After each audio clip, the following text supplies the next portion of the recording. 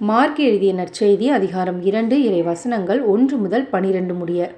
சில நாள்களுக்கு பின் இயேசு மீண்டும் கப்பர்நாகுமுக்கு சென்றார். அவர் வீட்டில் இருக்கிறார் எனும் செய்தி பரவிற்று. பலர் வந்து கூடவே வீட்டு வாயிலருகிலும் இடமில்லாமல் போயிற்று. அவர் அவர்களுக்கு இறைவார்த்தையை எடுத்துரைத்துக் கொண்டிருந்தார். அப்போது முடக்குவாதமுற்ற ஒருவரை 4 சுமந்து அவரிடம் கொண்டு வந்தனர். மக்கள் திரண்டிருந்த காரணத்தால் அவரை இயேசுவுக்கு முன் கொண்டு வர இயலவில்லை. எனவே அவர் இருந்த இடத்திற்கு மேலே வீட்டின் கூரையை உடைத்து திறப்பு உண்டாக்கி முடக்குவாதமுற்றவரை படுக்கையோடு கீழே இறக்கினர். இயேசு அவர்களுடைய நம்பிக்கையைக் கண்டு முடக்குவாதமுற்றவரிடம், "மகனே, உன் பாவங்கள் மன்னிக்கப்பட்டன" என்றார்.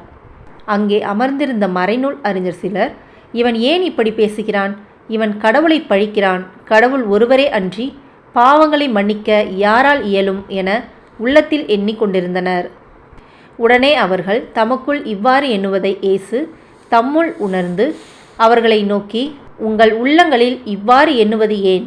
முடக்குவாதமுற்ற இவனிடம், உன் பாவங்கள் மன்னிக்கப்பட்டன என்பதா, எழுந்து உன் படுக்கையை எடுத்துக்கொண்டு நட என்பதா? எது எளிது? மண்ணுலகில் பாவங்களை மன்னிக்க மானிட மகனுக்கு அதிகாரம் உண்டு என்பதை நீங்கள் அறிந்து கொள்ள வேண்டும்" என்றார்.